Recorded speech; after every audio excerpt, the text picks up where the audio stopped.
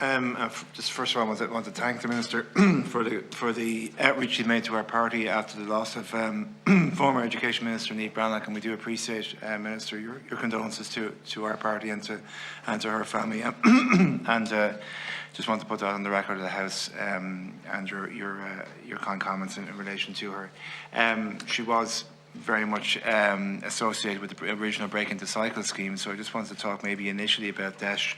There has been an investment, as you've outlined, about 25% of all schools now come under the DESH programme.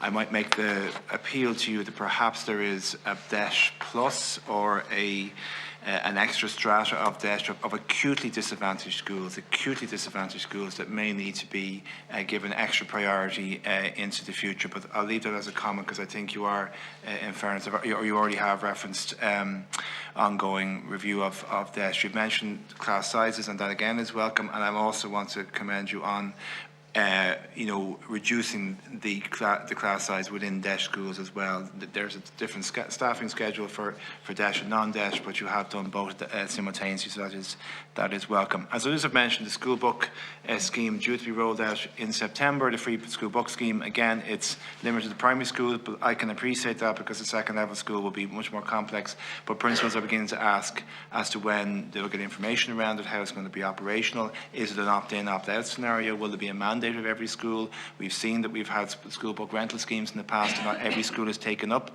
so just want to get some more clarity about that, because I think what we don't want to happen is that some schools just don't opt in and parents who may be really in need of this scheme won't be able to avail of it.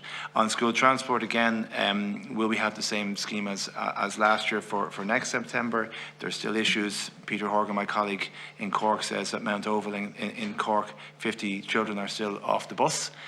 So I just want to get clarity around that again. And school places at second level in particular is becoming a real issue. Do you anticipate a scenario where you may have to provide more school places in particular pinch points in the commuter belt around Dublin or in Dublin itself for schools that are massively oversubscribed? You know my position on the 25% for that can be set aside for children or grandchildren of past pupils. We'd seek your support for the exposition or the for the fast tracking of that bill. But that being said, is your department looking at those pinch points? Just in terms of counselling services, I think more funding is going to be needed for the school completion programme counselling services. Is there a view on that? Have you identified schools that will be involved in the €5 million mental health counselling programme due to start in September 2023? Two last points, Minister, and I appreciate I'm throwing a lot at you.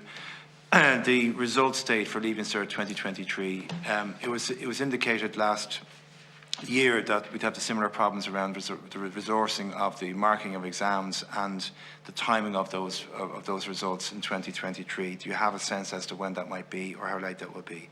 And lastly, my point is just around the reconfiguration of schools. I have an issue in my own constituency in Raheny. I just would ask the department to take more ownership of that process, because if the rollout of the review or the consultation in Raheny is anything to go by, none of these projects or none of these processes are going to be successful, because it led to quite a little bit of chaos, a lot of division, and not much light out of it at the end of it. So I just want to make that point as well. So, Minister, I'd appreciate your just your reflection on the points I've made with you there. Thanks.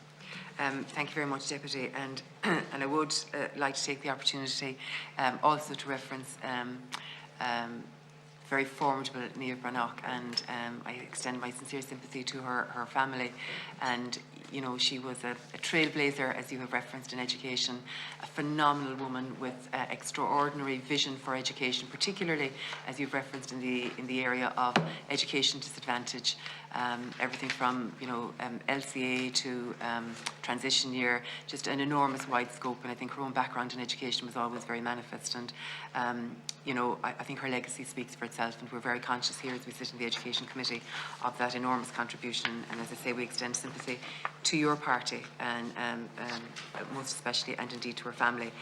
Specifically in reference to the issues that you've raised in terms of the school books, yes, as we say, the significant achievement in terms of availability of the free school books programme.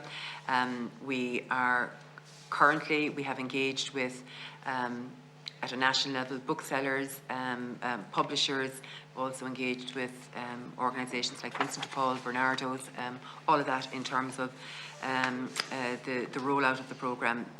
I'm very conscious that the information in relation to it needs to be at the schools at the earliest possible point, and to the point we are moving towards that they would have it in advance of the Easter holidays. We're looking at I suppose ensuring that schools retain the autonomy that they have currently in terms of the purchase of the books. In other words, many schools have excellent relationships with the local book providers and book shops and all of that. They will have that autonomy retained to continue that relationship. I'm very conscious as well that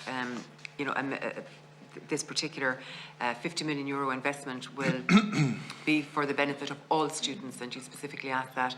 That's 540,000 pupils in 3,240 schools, so it's to be available to all students and for the benefit of all schools. It's important to say as well that we've had considerable learning from the pilot that was run in over 100 of our schools, and equally so even the book rental scheme. Over 96% of our primary schools engage in that, so the schools already have considerable experience there as well, and are very proactively disposed to supporting students. So as I say, it's for the benefit of all students, and the detail we aim to have in schools following the consultation with everybody involved by the Easter holiday. In relation to school transport, I do want to acknowledge that as part of the cost of living measures, there was the waiving of the school fees. It did result in a 25% increase in the number of young people taking up places on the school buses, and a 26% increase actually in special education in terms of school transport last year, but just to say that as an aside. The review, as I've already referenced to Deputy Nolan, is nearing completion. It is looking at all aspects of eligibility and opportunity for the maximum number of young people to avail of the school transport scheme, and it is my expectation that will be completed in the coming weeks. In terms of the results date, just to say, I'm very conscious of, I suppose, the additional demands that have been placed on the State Examinations Commission with our decision, and I think it's the right decision to have a second sitting of the Leaving Certificate. Equally so, the commitment that we gave in terms of the grade profile of previous years, that was another considerable additionality being placed upon them.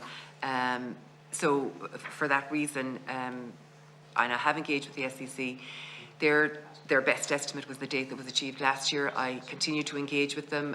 They are currently reviewing the structures of last year, in particular the availability of correctors, which is obviously essential to the process, and they have a considerable body of work done in that regard, and we're currently recruiting in terms of the orals and all of that, and that is going reasonably well, quite well, and the State Examinations Commission will be doing all that they can to ensure that the results, maintaining the integrity of the exam, will be issued as early as possible. At this point, I don't think it's possible for them to give the date, but that is a matter for the State Examinations Commission, but I have engaged directly with them on it. So that was that. In relation to the counselling in the primary schools, as you're aware, that's a €5 million investment. Just identification of the schools, again, we are completing the model that will be used, okay, and that work is ongoing at the minute, and it will be completed in the coming weeks, and then direct contact will be made with the schools. I'd like to see the widest, I suppose, experience of school in terms of size of school, type of school, and all of that being part of the pilot. I think there will be great learnings from this, and I would hope that we'll be in a position going forward to expand it even more. Thanks very much. Just on, if I might, Chair, just very quick, just on the pinch point of second level school places, and I don't need a comment on the reconfiguration of schools, I'm just happy for you to have heard what I said. And I'll just very briefly just say something about that, just the reconfiguration. I know I'm running out of time, but I just want to say about the reconfiguration. It is a pilot. It has worked very well in some areas. It has been more demanding and challenging in others, and you've referenced areas. Notwithstanding that, we have seen successes come out of it as well, and it was my pleasure to be in, for example, Nina recently, where we could see the fruits of the work. But notwithstanding that, there will be great learnings come out of the process, out of this pilot, and that will inform how we move forward. But I do appreciate that it has been more challenging in some areas than in others. There's a process ongoing in Raheny, so Yeah, will that and I go understand over? that, yeah. And look, and it is important that there will be a process, because I fundamentally believe that everybody should be entitled to be engaged in this, the parents, the students, the local communities, the potential parents, and the schools and the staff as well, that everybody needs to be part of the process. I don't believe it should be imposed, and you know, that can bring challenges, but I fundamentally believe it's the right way to go. But we will obviously learn from the process as well. Just in terms of the school places, just to acknowledge that you know, the planning and building unit do have significant work in terms of we engage now with, we have the GIS system, but we also have direct engagement with local authorities, with patrons, and we are on an ongoing basis engaging so as to, I suppose, preempt where there will be challenges going forward, and we will continue to do that. And the, you know, the objective is to ensure that where places are required, the appropriate accommodations will be put in place. Okay.